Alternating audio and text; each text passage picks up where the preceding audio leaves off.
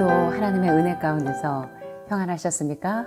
네. 날씨는 추운데 우리 하늘마을 식구들 마음은 꽃동산, 봄동산인 것 같아요. 여러분이 서로 옆에 있는 분들을 다 챙기시고 또 사랑하시고 아껴주시고 염려하시는 그런 마음 때문에 하늘마을은 한겨울에도 늘 따뜻한 것 같습니다. 정말 감사드리고요. 이제 2019년이 이제 거의 마무리되어 가는 얼마 남지 않은 그런 날들이네요. 이제 여러분들이 2020년이 이제 얼마 남지 않았는데 여러분이 한 해를 잘 마무리하시면서 새로운 신년에는 하나님의 은혜 가운데서 새로운 각오와 새로운 소망을 갖게 되시기를 간절히 소원합니다. 자, 2019년 마지막 날인데요. 저에게는 건강하기가 오늘. 이번 시간에 제가 여러분들에게 굉장히 유익을 드리기 위해서 많은 기도를 했습니다. 아마 여러분들에게 잘 들으시면 굉장히 유익이 되시리라고 생각합니다. 자, 오늘 여러분과 함께 제가 지금까지 이제 함께 공부하시는 것처럼 암 자연 치유 백합 Cancer Step Outside the Box라는 이 책에 있는 내용 가운데서 일부분을 발췌했습니다. 자, 제가 오늘 여러분과 함께 이제 공부할 내용은 유방암을 발생시키는 완벽한 시나리오라는 제목을 가지고 여러분들과 함께 은혜를 나누도록 하겠습니다. 이 그림이 상당히 재미있죠? 여기 보니까 한 여자가 뭐라고 의문점을 가지고 있어요. 진실 혹은 거짓. 뭐라고 이야기하냐면 속으로 생각하기를 브래지어가 유방암을 유발한다고? 라고 생각하고 있네요. 과연 이 여자의 궁금증이 이번 시간에 좀 해결되는, 그리고 여러분들에게도 해결되는 시간이 되셨으면 좋겠습니다. 여러분들이 늘상 하시던 그런 검사나 또는 여러 가지 사용하시던 것들이 이번 시간에 많은 오해가 벗겨지리라고 생각합니다. 자, 그럼 한번 살펴보도록 하겠습니다. 닥터 찰스 B. 사이먼 박사는 이렇게 이야기합니다. 유방 엑스레이 사진은 유방암을 유발시키거나 암을 전이시키거나 또는 암 종양의 성장을 촉진하는 강력한 위험인자라고 말씀하십니다. 자, 뭐가 유방암을 생성시키고 또 암을 전이시키고 암의 성장을 촉진하는 위험인자냐면 여러분들이 한번 말씀해 보시겠어요? 유방 엑스레이 사진. 여러분 아시는 것처럼 메모그램 5000, 유방 조영술 5000이라는 그런 유방 엑스레이 사진을 여러분들은 많이 촬영을 하실 거예요. 자, 이번 시간에 한번 살펴보도록 하겠습니다. 여기 보면 미국은 세계에서 유방암 발생률이 가장 높은 나라입니다. 50년 전에는 겨우 20명 중에 1명이 유방암 환자였는데 지금은 7명 중에 1명입니다. 매년 8월은 핑크빛 리본들이 넘쳐나면서 브레스트 캔서에 대해서 많은 홍보를 하는 날인데요. 조기검진이 당신의 유방을 지킵니다. 당신의 유방 엑스레이 사진을 찍어주세요. 라는 플래카드가 즐비한 매년 8월은 유방암 진단의 달이라고 해도 과언이 아닙니다. 그러나 유방암 진단의 달 행사를 주관하는 주최 측 배우가 누군지 아십니까? 바로 거대한 암 산업의 배후인 빅파마가 1985년 이 행사의 최초 입안자입니다. 여러분 빅파마에 대해서 들어보셨죠? 우리 강 선생님은 공부 좀 하셨죠? 이제 많은 대체의학을 연구하시는 분들은 많은 부분에서 알고 계실 겁니다. 자, 빅파마란 제약이나 바이오 의약 개발 기업으로 연간 매출액이 150달러 이상인 기업을 말하는데요. 현재 150달러 매출액을 보이는 빅파마 제약회사는 16곳 정도 됩니다. 특별히 아스트라제네카라고 하는 가장 널리 사용되는데 이 아스트라제네카 회사는 논쟁거리가 남아있는 유방암 환자들이 가장 많이 복용하시는 타목시펜이라는 항암제를 많이 사용하는데 바로 아스트라제네카에서 타목시펜이라는 유방 항암약을 제조하는 회사가 바로 아스트라제네카입니다. 자, 그런데 티벌 제이 헤게듀스 박사는 이렇게 이야기합니다. 그에 져서 암 연구를 비난한 데에서 이렇게 이야기하십니다. 유방암 환자에게 타목시펜을 처방한다는 것은 유방 종양에 에스트라디졸 호르몬이 유입되는 것을 차단하는 것인데 이 호르몬은 성장 촉진과 연관이 있다. 그 약의 영향으로 이 호르몬이 억제되었을 때 그 영향으로 호르몬은 인체 내 다른 기관으로 전달될 수밖에 없다. 이게 무슨 얘기인지 아시겠죠? 다른 데로 전이된다는 것입니다. 따라서 이것은 자궁 안에 있는 세포를 증진시키며 특별히 자궁 내막암의 원인이 되기도 한다. 뭐가요? 유방암 환자들이 가장 많이 사용하는 항암제인 타목시펜이 자궁 내막암의 원인이 되기도 하고 다른 곳으로 기관으로 전이시키는 주요 인자라고 말하고 있습니다. 특별히 타목시펜의 부작용을 보시면 우울증이 오기도 하고 안면 홍조 증세가 오기도 하고 불면증에 시달리고 각종 피로감이나 발한 증세가 자주 오고 자궁 이상증을 많이 앓게 됩니다. 자, 그런데 여러분 아시는 것처럼 스테판 에어 박사가 암의 원인은 무엇인가에 대해서 참 잘 규명을 해 놓으셨는데요. 여러분들이 아시는 것처럼 더 차이나 스터디라고 하는 콜린 캠벨 교수님의 아주 질병 역학의 그랑프리라고 불리는 아주 극찬하죠. 미국에서 정말 수십 년 동안 수많은 전 세계의 과학자들과 암 전문가들이 암의 원인이 무엇인가에 대해서 규명을 했는데 여러분 아시는 것처럼 제가 매 시간마다 암세포의 스위치를 꼈다가 껐다가 하는 주요 인자가 무엇인지를 배우셨습니다. 바로 스테판 에어 박사가 말씀하시는 것처럼 인슐린 라이크 그로스 팩터 1, 다시 말하면 인슐린 유사 성장 인자가 바로 암의 주요한 요인이라는 것을 유방암이나 폐암이나 간암이나 위암이나 췌장암이나 전립선암이나 가장 아주 치명적인 암의 스위치를 껐다 켰다 하는 주요 인자가 바로 인슐린 라이크 그로스 팩터 1이라는 사실을 여러분은 공부하셨습니다. 그런데 이 스테판 에어 박사가 암의 원인은 무엇인가에 대해서 IGF에 대해서 이야기했던 것처럼 병리학자 와이즈만 박사는 이렇게 이야기합니다. 잘 보세요.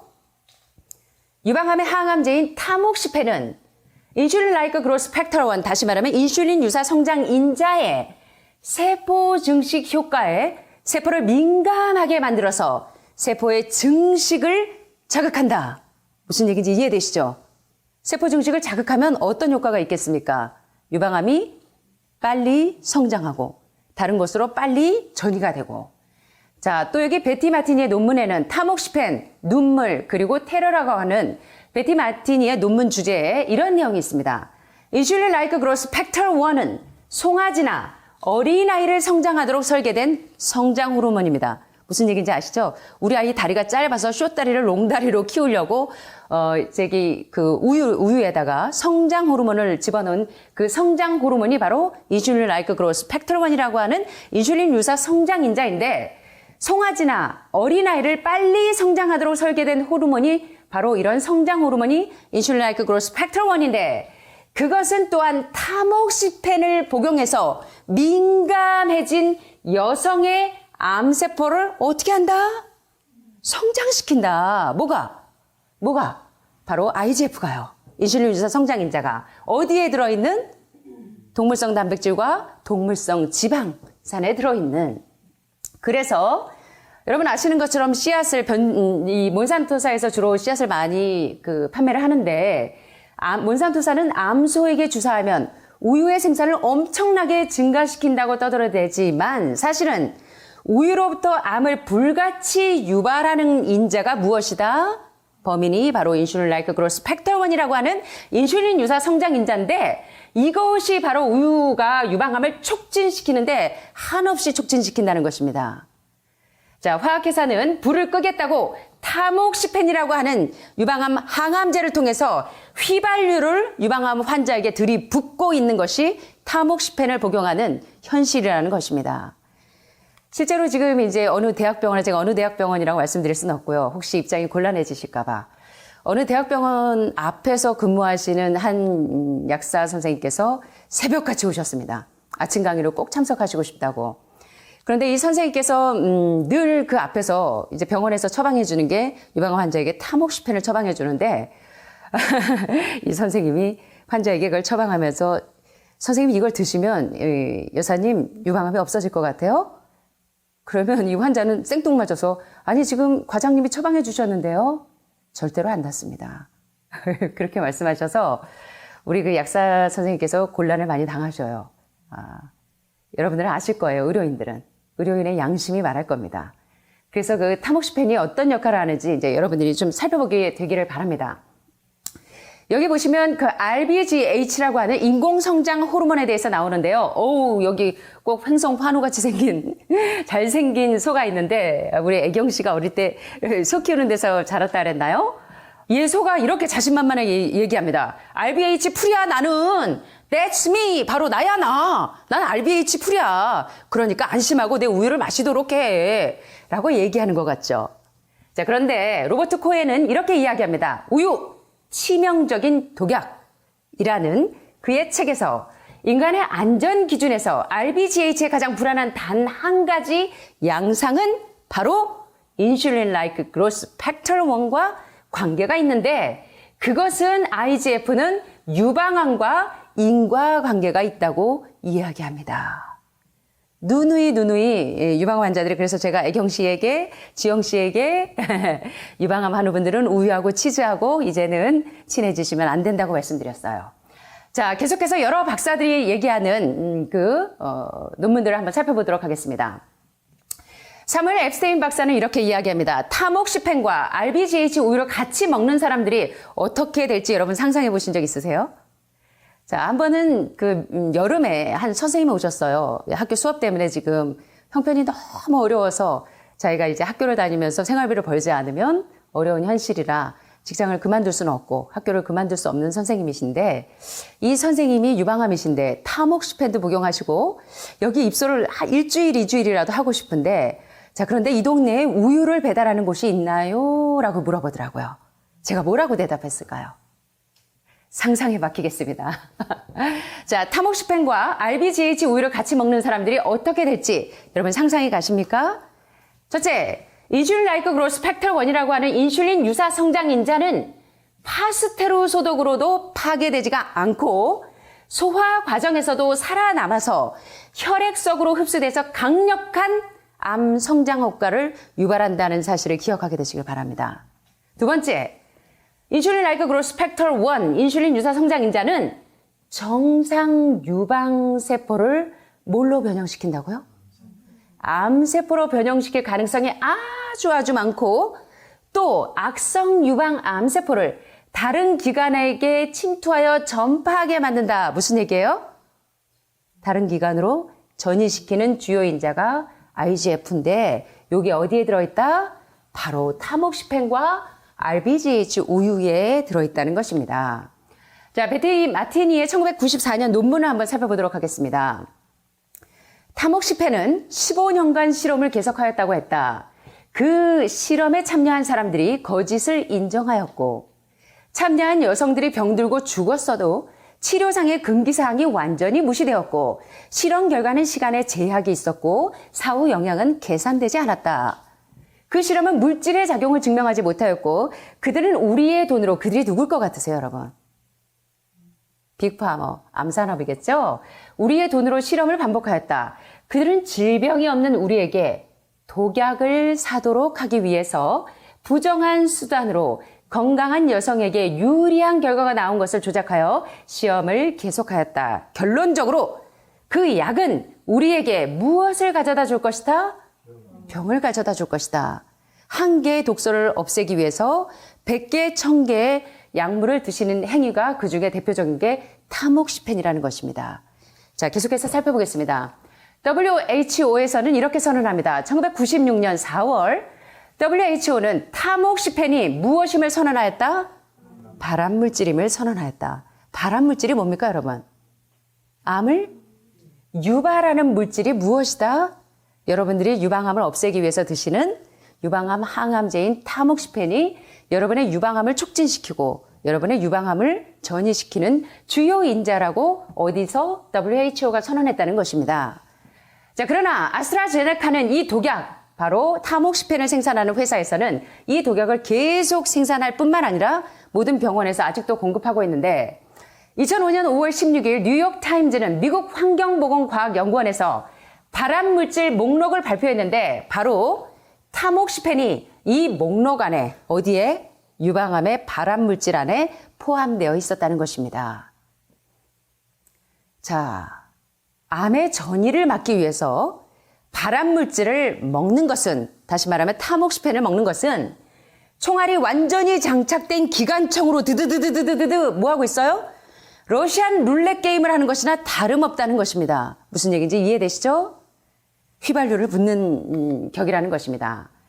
자, 사이언스 저널에 보면 1999년 듀크 대학 의료센터 연구 결과를 발표했는데 타목시펜을 처방한 후에 2년에서 5년 사이에 유방암의 성장이 실제로 어떻게 되었다? 촉발되었다고 발표했습니다. 심각하죠, 여러분? 어떻게 생각하십니까?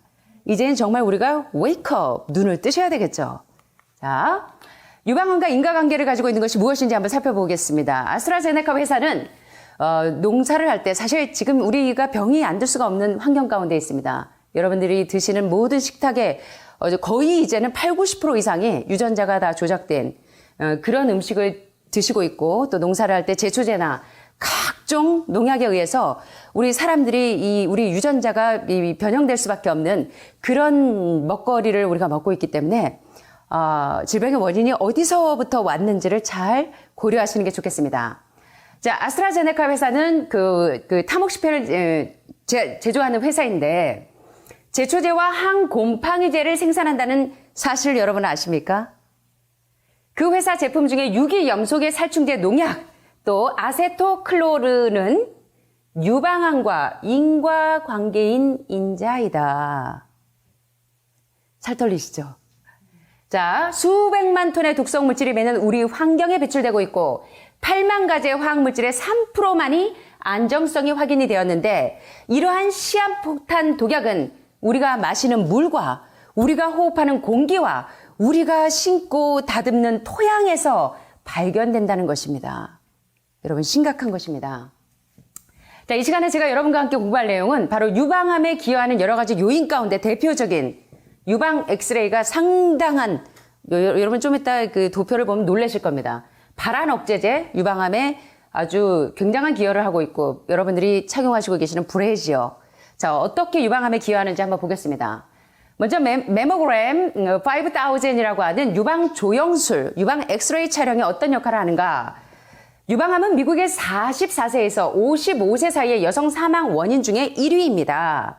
미국에서는 매년 조기 유방암 발견을 위해서 유방 조영술, 촬영술을 홍보하는 대대적인 캠페인이 흥행합니다. 그러나 유방 촬영의 메모그램 5000은 유방암을 예방하는 것보다 유방암을 유발하고 유방암을 촉진시킨다는 사실에 대해서 여러분 과연 어떻게 생각하고 계십니까? 자, 유방 엑스레이 촬영은 유방암을 무엇하고? 유발하고. 여러분 엑스레이 너무 좋아하시죠? 한 달마다 가서 불이 나게 찍으시는 분들이 있는데 여러분 이번 시간에 조금 진지해지셨으면 좋겠습니다. 여러분들이 과연 내가 유방암을 고치기 위해서 엑스레이를 찍는 건지 유방암을 촉진시키기 위해서 엑스레이를 찍는지 한번 진지하게 고려하셨으면 좋겠습니다. 유방 엑스레이 촬영은 유방암을 유발하고 유방암을 성장시키고 유방암을 전이시킬 위험이 있다. 여기에 유방뿐만이 아니라 전립선암, 폐암, 간암 마찬가지입니다. 유방암에서 사용하는 그 이온화 방사선은 전리방사선입니다. 모든 여러분들이 암 촬영을 하는 전리방사선과 동일한 것이죠. 찰스 사이먼 박사는 이렇게 이야기합니다.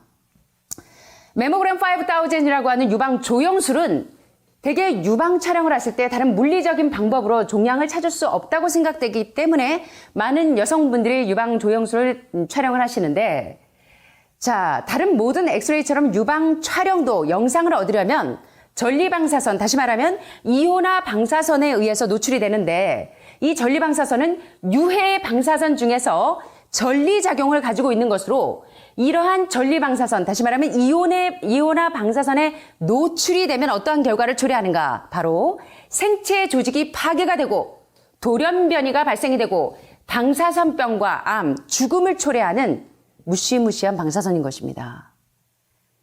자, 그래서 이 전리방사선을 사용하기 때문에 매년 암을 유발하는 방사선에 더욱더 많이 노출된다는 것입니다. 자, 이 메모그램 5000은 방사선 전문가는 그 영상을 분석해서 비정상적인 앱노말 상태인 그러한 그 암세포를 찾아내는데 과연 이 방법이 종양을 찾아내는데 효과적인 방법일까? 의료인들에게 질문했습니다. 그러나 많은 의사들은 이야기하기를 No, 아니요 라고 이야기합니다. 스웨덴에서 6천 명의 유방 촬영으로 암이라고 판명된 사람 중에 70%가 여러분 보세요. 뭐다? 거짓 양성이었다.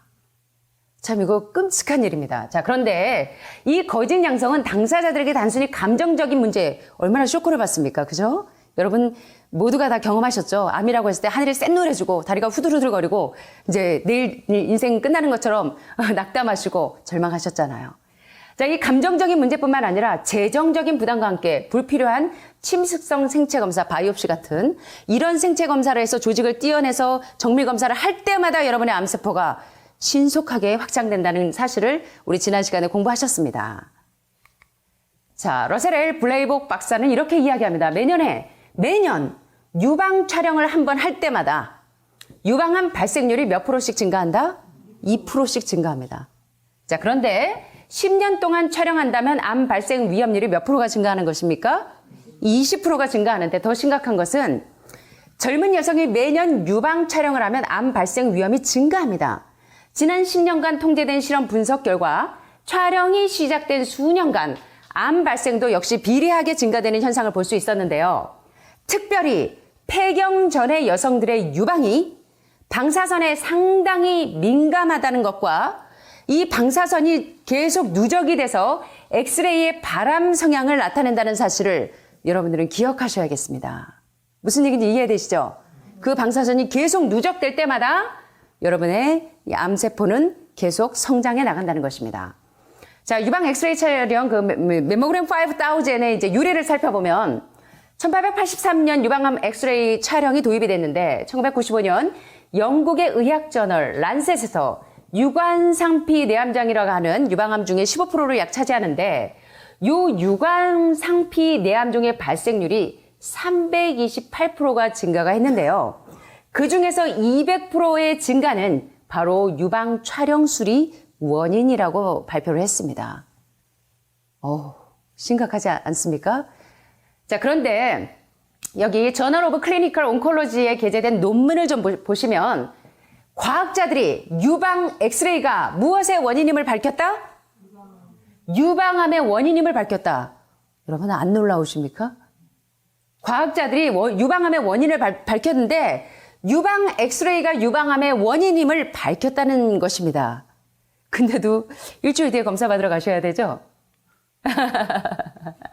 자, 유럽 여성 1,600명을 조사합니다. 일생에 한 번 이상 유방 엑스레이 사진을 찍은 여성이 사진을 찍지 않은 여성들에 비해서 유방암 발생률이 몇 프로가 높다? 54%. 여러분 54%가 장난입니까? 장난이 아닙니까? 일생에 단 한 번 유방 엑스레이 촬영을 한 여성들이 찍지 않은 여성보다 무려 몇 프로가 유방암 발생률이 높아진다? 54%. 장난 아니죠? 정말 여러분 장난 아니게 깨닫게 되시길 바랍니다. 자, 이 메모그램 5000은 만약에 마이크 애덤스는 참 기가 막힌 얘기를 하는데요. 한번 들어보세요. 만약에 당신이 암을 발생시키는 기계의 설계와 제작에 천재적인 재능이 있다고 할지라도 현재 유방 엑스레이 장치와 같은 것을 능가할 수는 없을 것이다. 무슨 얘기인지 이해되시죠?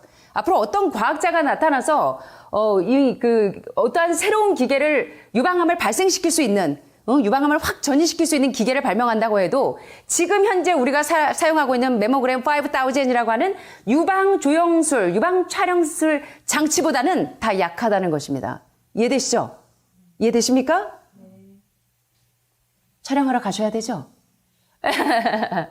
자, 이것은 인간 조직을 고출력 방사선으로 쪼여서 때로는 반복적으로 충분하게 쪼여서 결국 유방암 발생을 보장하는 장치입니다. 무시무시하시죠? 어떤 면에서 이 장치는 그 기간이 몇 년 혹은 10년 정도 소요되는 만성살인기계이다. 심각합니다. 여러분들이 너무나 모르고 그냥 조금만 하면 엑스레이 찍으러 가고 싶어 하시는 분들이 많으신데 엑스레이 장치가 뭐라고요? 만성살인기계라는 것입니다. 그러나 이 장치는 당신이 암으로 죽기 전 그것을 치료하는데 당신이 평생 벌어 모은 돈을 탕진시켜서 당신을 파산시키고 이것이 바로 암 산업의 전체적인 비하인드 스토리고 암으로 최대한의 이익을 뽑아내려고 하는 암 산업의 비하인드 스토리라는 것입니다. 자, 메모그램 5000이라고 하는 유방 조영술은 이러한 목적을 달성하기 위한 퍼즐의 핵심 조각인데 이것은 수지가 맞는 반복적인 사업이고 만약 당신이 종양 의사로서 확실한 암 환자를 확보하는 최고의 방법은 40대 또는 그 이하의 여성에게 유방 엑스레이 사진을 55세가 될 때까지 매년 찍도록 하면 유방암 환자를 계속적으로 확보할 수 있다는 사실입니다. 마이크 애덤스의 말이 너무나 이거 심각하죠? 자, 유방 엑스레이 촬영에 대한 이 카운터 띵크라고 하는 반대 생각을 한번 볼까요? Which button do I push? 어떤 버튼을 눌러야 되지? 라고 이제 유방 조영술을 하기 위해서 서 있는데 뒤에서 이제 기사가 Which button do I push? 어떤 버튼을 눌러야 할까? 라고 질문했더니 이 친구가 뭐라 그래요? Usually we just punch E and balls. 무슨 얘기예요? 되게 우리는 그냥 펀치 두 개 다 때리는 거지. 자, 그 두 버튼 다 때리는데 유방 조영술은 두 버튼을 누르는 것과 마찬가지인데 이 두 버튼이 뭡니까? 첫째, detect cancer. 암을 검출하는 버튼이고 두 번째는 cause cancer. 암을 유발하는 버튼이라는 것입니다. 자, 여러분이 유방 촬영술을 하는 이유는 암을 발견하기 위해서 엑스레이를 찍죠. 그런데 한 가지 암을 발견하기 위한 버튼은 바로 동시에 암을 유발하는 버튼이라는 것입니다. 이해되십니까? 두 가지 기능을 가지고 있는 이 메모그램 5000 컨트롤 패널에 대해서 여러분 오늘 눈이 뜨이게 되시길 바랍니다. 다음 달에 검사 가실 거죠? 자, 그것은 어린아이에게 공짜 사탕을 주어서 나중에 당뇨병을 고치게 하는 것과 유사하다. 어린아이가 장기간 정제 설탕을 먹으면 언젠가는 당뇨 환자 손님이 되어서 돌아오겠죠. 자, 아무리 좋게 해석하여도 유방 엑스레이는 완전히 엉터리다. 암 전문가들이 이렇게 얘기합니다. 자, 그것은 더 이상 유방암을 진단하는 정밀장치가 아니며 오히려 아까 살인기계라고 얘기했고 그저 어떤 사람 앞에서 유방암 유무를 짐작하게 하기 위하여 팔을 위로 아래로 올렸다 내렸다 하는 것에 불과하다. 다른 말로 하면 팔 운동은 차라리 우리 인체에 해가 없는데 차라리 엑스레이를 찍느니 팔 운동을 하는 것이 훨씬 낫다고 내추럴 뉴스에서 메모그램 5000에 대해서 이렇게 이야기하고 있는 것입니다. 그래서 여러분들이 진지하게 생각하셨으면 좋겠습니다. 그런데 대체 방법이 있습니다. 우리가 이제 일반적으로 유방암 검사를 하기 위해서 유방 조영술을 찍을 때는 엑스레이 찍으면 여러분들이 이렇게 판독을 하실 때 보면 하얗고 빨갛고 라디오 팩하고 라디오 루센트한 부분이 방사선에 투과됐는가 안 투과됐는가 흰색 까만색으로 나오는 거 보셨죠? 엑스레이 사진 찍을 때. 자, 여기 보시면은 흰색 까만색은 없고 빨간색, 초록색, 파란색 이렇게 있네요. 자, 요 검사 방법이 초강력 대체 방법이 있다. 바로 통합병원이나 또는 한방병원에서 주로 많이 사용하는 더모그래피라고 하는 적외선 체열 검사법으로 유방암을 발견할 수가 있는데요. 이 더모그래피는 기계적인 압박을 하거나 전리 방사선을 사용하지 않습니다. 또 의사의 진단이나 유방 조영 촬영 없이 몇 년 앞서서 유방암이나 여러 가지 징조를 사인을 발견할 수 있어요. 서모그래피는 유방암을 훨씬 조기에 발견할 수 있는데 왜냐하면 자, 여러분 암 환자들이 가장 두려워하는 게 우리 혈액이 점점 산성화되면 뭐가 생긴다 그랬어요? 신생혈관이 생기면 암세포의 통로라고 배우셨죠. 자, 이 방법이 바로 신생혈관 생성의 초기 단계를 감지할 수 있기 때문에 서모그래피가 굉장히 유익한데 신생혈관은 암세포의 혈액을 직접 공급하기 위한 올곧은 통로라는 것입니다. 암 종양이 성장하기 위한 필수 단계가 바로 신생혈관인데 이것의 유무를 발견할 수 있는 게 서모그래피인데 자, 여기 보시면 노말 이게 정상이고 노 이슈 문제 없다는 거예요. 자, 여기 보면 유방암의 인자가 발견되지 않는데 Cancer in left breast라고 하는 왼쪽 유방에 암이 있는 상태를 보니까 어때요? 붉은 점이 나타나죠. 자, 요게 서모그래피는 인체에 전혀 해롭지가 않은데요. 한번 살펴보겠습니다. 유방 적외선 체열 검사는 매우 간단합니다. 여러분들이 한방병원이나 통합병원에 가면 주로 이 서모그래피를 사용하는 걸 좀 보셨을 거예요. 자, 그런데 서모그래피는 여성의 몸으로부터 나오는 적외선의 방사를 측정해서 이 자료를 해부학적인 영상으로 변환시킵니다. 우리 몸은 자율신경계의 통제로 정상적인 혈액순환이 무의식적으로 작동을 합니다. 유방암을 스크린하기 위해서 적외선 체열 검사를 하는 사람은 여성의 유방 부근에 찬바람을 보내줍니다. 그러면 그 반응으로 요 자율신경계가 온도를 조절하기 위해서 찬바람이 불어오니까 온도를 체온에 대한 바이탈 사인을 항상성을 유지하기 위해서 그 수단으로 유방으로 보내는 혈류의 양을 감소시켜줍니다. 그러나 암세포들이 만든 신생혈관은 이 반응에 반응을 하지 않아서 그 혈액들은 자율신경계의 통제하에 있지 않기 때문에 찬바람을 쏘여줘도 영향을 받지 않아요. 자, 그래서 서머그래픽 영상은 이렇게 따뜻한 점, 붉은색 점으로 분명하게 나타내면서 유방암의 유무를 발견할 수 있다는 것입니다. 지금까지 이제 유방암의 발병 원인 가운데 가장 심각한 원인이 바로 뭐라고 배우셨어요? 메모그램 5000이라고 하는 유방 조영술. 여러분들이 자주 검사하시는 유방 촬영술에 대해서 여러분 진지하게 한번 고려하셨으면 좋겠습니다. 자, 두 번째, 면도와 발한 억제제. 여름철 되면 여러분들이 날씨가 더워지니까 막 열대야 기후가 오니까 막 여성분들이 나시를 입으려고 어떻게 해요? 겨드랑이 털을 많이 밀고 하시는데, 자, 이 발한 억제제와 면도가 유방암을 촉진시키는 굉장히 중요한 인자라고 하는데요. 한번 살펴보겠습니다. 연구 결과 유방암의 중요 원인 중 하나가 또 발한 억제제 사용일 수도 있다고 발표를 했는데요. 우리 몸은 독소를 배출하는 여러 부위가 있습니다. 특별히 림프절이 많이 통과하는 데가 무릎 뒤편, 또 귀 뒤편, 또 겨드랑이 같은 이런 부위는 여러분 아시는 것처럼 림프절이 모이는 곳입니다. 이러한 독소는 인체로부터 땀으로 배출되는데 발한 억제제가 뭡니까 여러분? 발한 억제제. 땀이 나지 않도록 특별히 미국 사람들이 이 겨드랑이 암 냄새 때문에 그걸 많이 쓰죠. 요 발한 억제제의 가장 큰 문제는 땀을 억제하는 것으로 겨드랑이 밑으로 독소를 배출하지 못하게 막아줍니다. 자, 그러면 요 독소가 어디로 갈까요? 어디로 갈까요? 자, 요거 굉장히 중요한 그림입니다. 한번 보세요. 자, 세균과 바이러스의 전쟁터인 림프절. 자, 요 독소가 그냥 신비하게 없어지는 것이 아니라 땀으로 빠지지 않기 때문에 우리 몸은 대신 그것을 요 겨드랑이, 애가 쪽 아래에 있는 여기 림프절에 쌓아두게 되는 것입니다. 자, 그런데 놀라운 사실은요. 이 독소들이 농축이 되면 암을 유발하게 되는데 거의 모든 유방암이 유방상부 4분의 1에서 발생합니다. 여러분 유방암 하는 분들은 아실 거예요. 자, 유방에 이렇게 부위가 있으면 이 부위 중에 유방상부의 4분의 1, 거의 윗부분, 어딘지 보이시죠? 그림이 너무 작아서 안 보이시나요? 그 부위에서 주로 유방암이 많이 촉진되는 것을 감지하실 수 있는데 바로 이것은 정확히 림프절의 위치와 일치한다는 사실입니다. 림프절의 위치와. 자, 그래서 상당히 중요한 것입니다. 2004년 시카고의 알레르기 전문 의사인 크리스 맥그레스 박사는 유럽의 캔서 프리벤션, 암 예방이라는 저널에 연구 결과를 발표했는데요. 겨드랑이 털을 깎고 발한 억제제를 사용하는 것과 유방암과의 관계를 연구했는데 시카고 지역의 유방암 환자 400명을 대상으로 연구한 결과 겨드랑이 손질을 적극적으로 하는 사람들이 겨드랑이 손질을 하지 않은 사람들보다 22년이나 빨리 유방암에 걸린다는 것입니다. 22년이나 빨리. 자, 여름철에 여러분 아무리 더워도 소대나시를 입으셔야 돼도 어떻게 하셔야 돼요? 겨드랑이 털을 깎으셔야 될까요? 말까요? 아유, 웃으시네. 깎아야 될까요? 말까요? 그냥 웃으시네.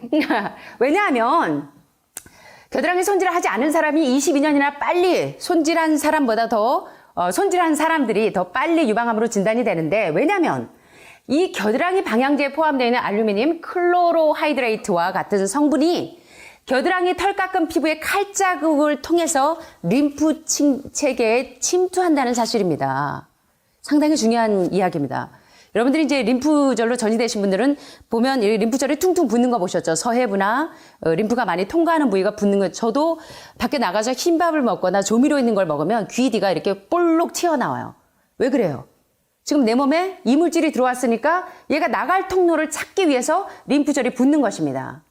자, 그래서 여러분들이 이 애과 쪽에 겨드랑이 손질을 하시는 분들은 이러한 문제가 있기 때문에 여러분들이 이제 림프절이 이렇게 붓게 되는 것입니다. 자, 겨드랑이 방향제나 화장품. 현재는 알루미늄 성분이 없는 방향제들도 많이 있습니다.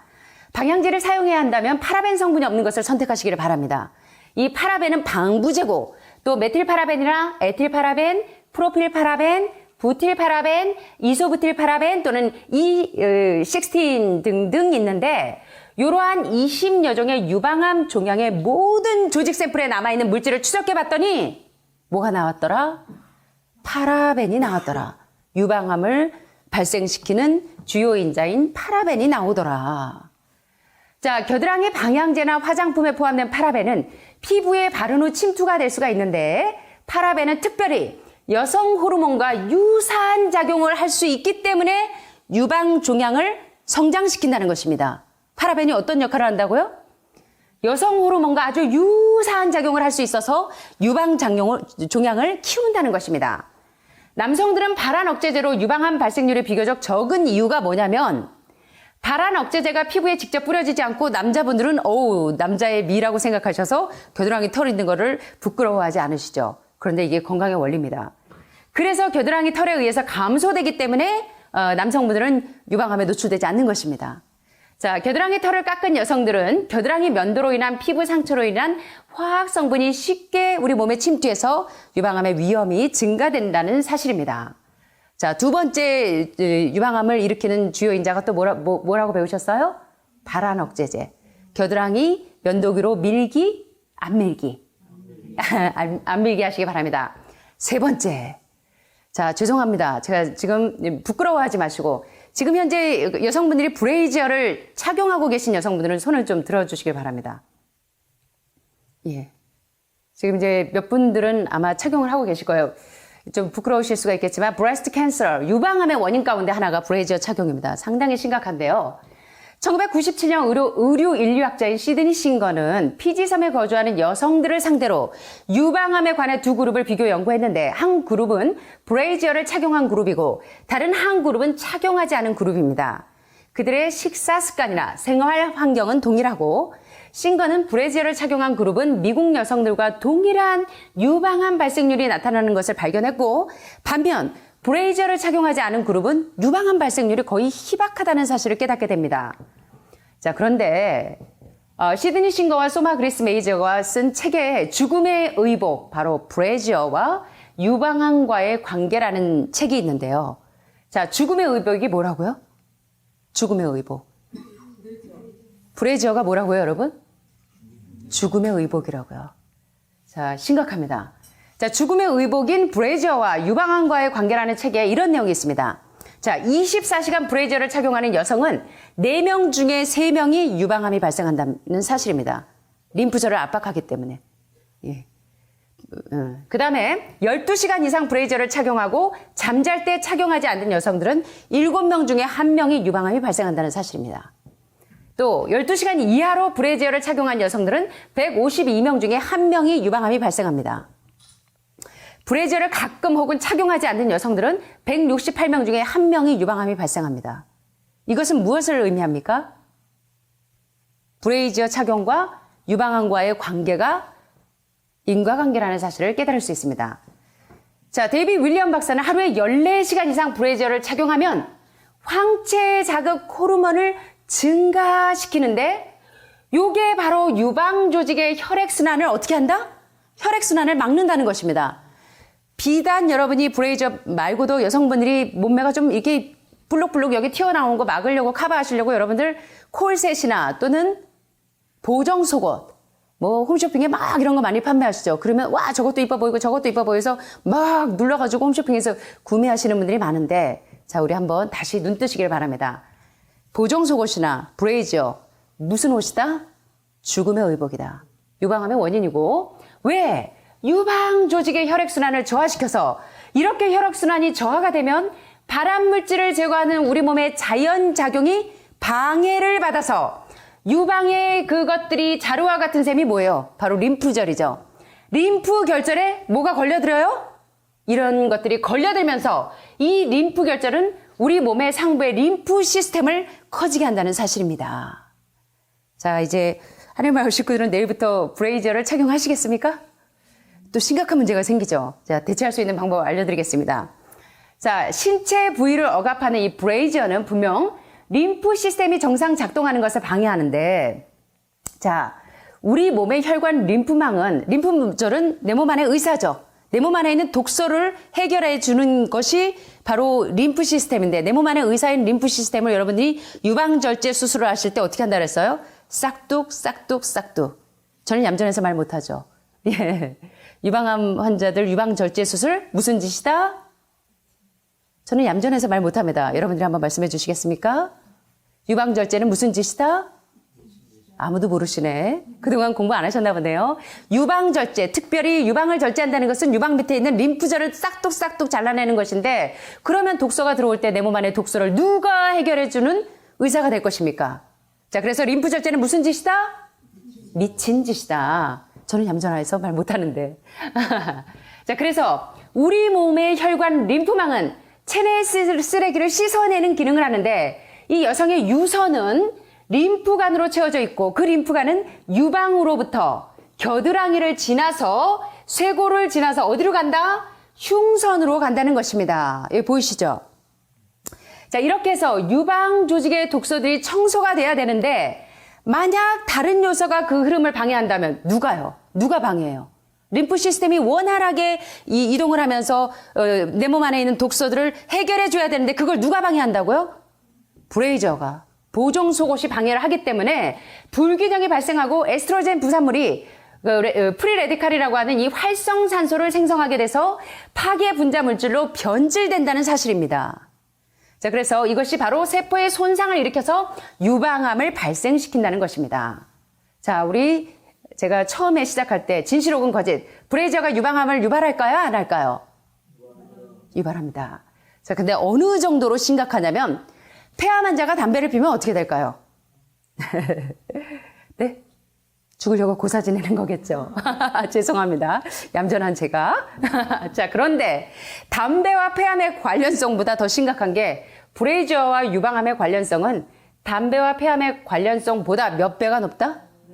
예, 담배 피면 폐암에 걸리는 것처럼 브레이저를 착용하면, 보정 속옷을 착용하면 유방암에 걸릴 확률이 그거보다 4배가 높다는 사실입니다. 자, 하는 말 내일 휴지통에 브레이저 다 나오겠네. 85, 90, 95 사이즈 다 나오겠네요. 자, 특별히 이거 밀어 올려주는 그러한 기능이 유방을 가장 억압한다는 사실입니다. 만약에 브레이저 사용이 불가피하다면 가능한 여유 있는 것, 그리고 유방에 흔들림이 있는 것이 좋고요. 너무 리얼한가요? 유방에 흔들림이 있는 것이 좋고 무슨 얘기인지 아시죠? 자, 그 다음에 유선이 있는 부위까지 탄탄하게 감싸는 것. 요새 우리 브레이저 막 아주 예술로 막 나오죠. 막 여러 가지. 자, 그런데 그런 거 다 사용하지 말라는 것입니다. 우리 이 교수님처럼 저처럼 할머니들 버전으로 대신 와이어 없고 펑퍼짐한 거. 그래서 유방에 흔들림이 있는 거. 그 다음에 유선이 있는 부위까지 탄탄하게 감싸지 않으면서 했는지 안 했는지. 애기 면난 엄마들 버전. 아, 그렇다고 너무 그런 건 말고요. 아시죠? 와이어 없으면서 편안하게 돼 있는 거. 예, 그런 것들을 사용하시면 되겠습니다. 이제 마지막입니다. 자, 지금까지 이제 유방암을 발생시키는 완벽한 시나리오 가운데 빅파마가 해낸 메모그램 5000이라고 하는 유방 조영술, 유방 촬영술이 바로 유방암을 생성하고 성장하고 전이시키는 주요 인자라는 사실을 공부하셨고요. 두 번째, 여러분들이 겨드랑이 털을 밀고 거기에 발한 억제제를 사용하는 것, 암냄새를 없애려고 사용하는 그러한 것들이 여러분의 림프 시스템을 파괴시켜서 유방암을 초래한다는 사실을 공부하셨고, 마지막으로 세 번째, 여성분들의 가장 기본적인 속옷인 브레이저가 유방암을 촉진시키는데 마치 담배를 피워서 폐암이 발생되는 확률보다 4배나 더 높게 브레이저 착용이 유방암을 발생시킨다는 사실을 공부하셨습니다. 자, 그렇다면 여러분들이 실제 생활에 적용하게 되시길 바랍니다. 자, 그래서 유방암을 발생시키는 완벽한 시나리오 이 3가지에 대해서 배우셨는데요. 자, 우리는 림프 시스템을 억제해서 독소를 유선으로 되돌리고 있고 매년 유방 엑스레이 기계에 노출되는데 이것이 바로 유방암을 발생시키는 완벽한 시나리오가 아니냐고 이제 저자는 말씀하고 계십니다. 자, 캘리포니아 대학의 유방암의 아주 대표적인 환자, 제가 벤만겔리지 박사님의 물치료로 기적을 이룬 사람들 강의를 혹시 들어보신 분들은 기억하실 겁니다. 제가 이제 벤만겔리지 박사님의 그 물치료법에 대해서 여러분들에게 강의를 해드렸는데 그 중에 닥터 로렌 데이 박사는 그 캘리포니아 대학의 정형외과 과장님이십니다. 미국에서 3번째 안에 드는 의과대학 중에 캘리포니아 대학은 굉장히 쟁쟁한 대학인데 거기에서도 가장 유명한 정형외과 과장님이신 로렌 데이 박사, 닥터 로렌 데이 박사가 심각한 악성 유방암에 걸리셨습니다. 그래서 아까 제가 설명드렸지만 보통 여성들 유방 사이에 가운데 제가 그때 엑스레이 사진을 다 보여드렸기 때문에 기억나시는 분들이 있으실 거예요. 모르시면 오늘 그 물치료로 기적을 이룬 사람들 거기에 보면 로렌 데이 박사님의 그 사례가 나옵니다. 가운데 이만큼 튀어나왔어요. 그래서 아주 심각한데, 자, 한번 보시면 로렌 데이 박사는 악성 유방암 진단을 받고 작은 종양 제거 수술을 받았지만 종양은 다시 발생해서 아주 심각하게 커졌습니다. 로렌 데이 박사는 의사들이 환자들보다 암을 더 무서워하는 것을 잘 알고 있는데 왜 그러냐면 항암, 방사선, 수술과 같은 빅3 처치가 암 치료의 정답이 아니라는 것을 너무나 잘 알기 때문에 로렌 데이 박사는 암 치료를 위해서 대체의학 치료를 선택했는데 어떻게 완치되었는지 여러분들이 알고 싶다면 www.drday.com을 방문하면 여러분들이 로렌 데이 박사님께서 어떻게 유방암을 치료했는지 그리고 물치료로 기적을 이룬 사람들을 보면 제가 자세하게 소개해 놨는데요. 특별히 이제 이 로렌 데이 박사님의 치료의 시작은 바로 이 박사님이 별짓을 다 해도 이제 자연치유를 하시기로 작정을 하셔서 자연치유를 하셨는데도 불구하고 6개월이 지나도 회복이 되지 않았어요. 오랜 시간이 지나도. 그러다가 이분이 벤 멘겔레즈 박사님의 그 물치료 세미나에 참석을 하셨는데 거기서 이분이 힌트를 얻으셨습니다. 바로 혈액이 점점 산성화되고 육체의 생명은 어디에 있습니다? 피에 있는데 그 피를 맑게 해주면 여러분이 채소와 과일과 해독식을 통해서 피를 맑게 해주면 어떻게 돼요? 암세포가 녹아내리기 시작하는데 가장 피를 맑게 하는 근원적인 치료제가 바로 뭐예요? 물인 것입니다. 물. 자, 그래서 벤 멘겔레즈 박사의 물치료를 적용했더니 로렌 데이 박사의 유방암이 신속하게 꺼지기 시작합니다. 그러시면서 물치료부터 시작해서 자연치유 식이요법을 적용하시면서 닥터 로렌 데이 박사가 지금 완치되셔서 아주 활발하게 활동을 하고 계시고 drday.com을 이제 방문하시면 로렌 데이 박사의 아주 진지한 그 경험담이 아주 생생한 경험담을 여러분들이 체험하실 수 있을 겁니다. 특별히 로렌 데이 박사님은 신실한 크리스찬이셨습니다. 아마 그러셨을 거예요. 로렌 데이 박사님도 아마 그런 생각을 가지고 계셨을 겁니다. 로마서 8장에 보면 이런 말씀이 있죠. 우리 유미순 여사님이 며칠 전에 기도하셨죠. 기도하실 때 로마서 8장을 인용하셨는데 기억나세요? 율법이 육신으로 말미암아 연약하여 할 수 없는 그것을 하나님은 하시나니 곧 죄를 인하여 자기 아들을 죄 있는 육신의 모양으로 보내어 육신의 죄를 정하사 육신을 쫓지 않고 그 영을 쫓아 행하는 우리에게 율법의 요구가 이루어지게 하려 하심인데 예수를 죽은 자 가운데서 살리신 이의 영이 그리스도 예수를 죽은 자 가운데서 살리시니가 너희 안에 거하시는 그의 영으로 말미암아 우리 죽을 몸도 어떻게 하시겠다? 살리시겠다는 것입니다. 뭐가요? 여러분 지금 이제 말기 선고를 받고 오신 분들이 여러분 계시는데 모든 것을 다 해보셨어. 여기는 30년 전에 암으로 정말 어려운 지경에 있던 여사님도 오셨는데 다 해보셨어. 그런데 정답이 뭐예요? 여러분들이 뉴스타트도 해보시고 음식물 개혁도 하시고 운동요법도 하시고 회복이 되시지만 가장 중요한 것은 바로 예수를 죽은 자 가운데서 살리신 이의 영이 그리스도 예수를 죽은 자 가운데서 살리신 이가 바로 지영 씨와 그리고 애경 씨의 이 안에 들어있는 그리스도 예수의 영이 우리를 그 죽음 가운데서 부활시킨다는 것입니다. 닥터 로렌 데이 박사가 바로 이 비결을 깨달으셨어요.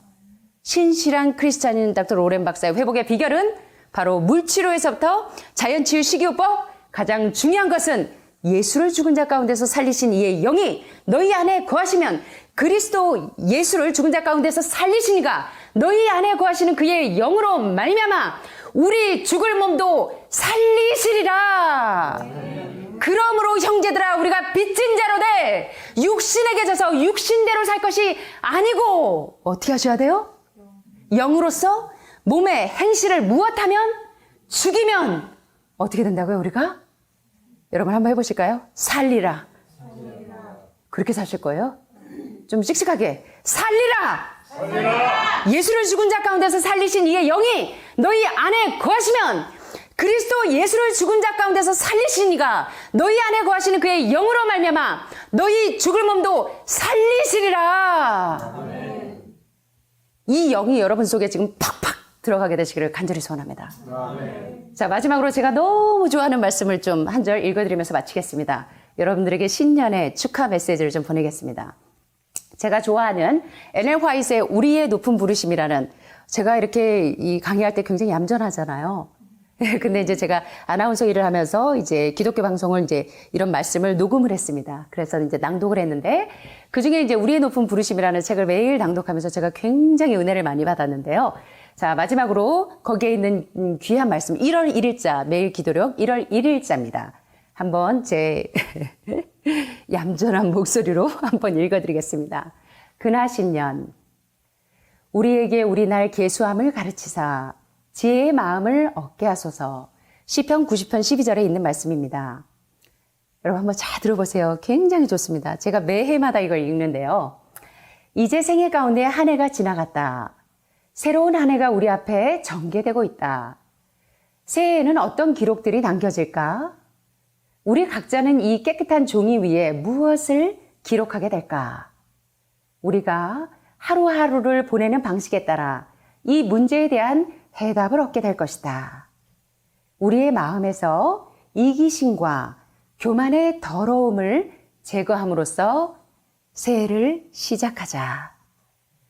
새해가 그 흠없는 페이지를 우리 앞에 펼친다. 우리는 그 위에 무엇을 쓸 것인가? 하나님께 책임을 져야 할 사람들로서 올바른 목적과 순수한 동기로서 새해를 시작하자. 그대의 행동이 기록하는 천사의 펜에 의해 날마다 역사로 남겨지고 있음을 염두에 두라. 심판이 베풀어지고 책들이 펴질 때 그대는 그 기록들과 마주치지 않으면 안 될 것이다. 이 해는 우리에게 마지막 해가 될 수도 있다. 사려 깊은 생각으로 이 해를 시작해야 하지 않을까. 모든 사람을 신실과 존경과 자애로움으로 대해야 하지 않을까. 우리를 위하여 당신의 귀한 생명을 주신 그분께 아무것도 아끼지 말도록 하자. 무엇보다도 내 자신을 그분께 헌신하도록 하자. 이해의 시작은 결코 잊을 수 없는 순간, 곧 그리스도께서 너희에게 평강이 있을지어다. 라고 말씀하실 그런 시간이 되었으면 한다. 바라건대 그대들 모두 복된 새해가 되길 바란다. 우리는 연륜으로 사는 것이 아니라 행적으로 산다. 호흡으로 사는 것이 아니라 생각으로. 계기판의 숫자가 아니라 감동으로 산다. 우리는 심장의 박동으로 시간을 세매야 한다. 가장 좋은 것을 생각하고 가장 고귀한 감정을 부며 최선의 행동을 하는 자가 최고의 삶을 산다. 이런 하늘마을과 여러분들이 되시기를 간절히 소원하면서 말씀을 마치겠습니다. 감사합니다.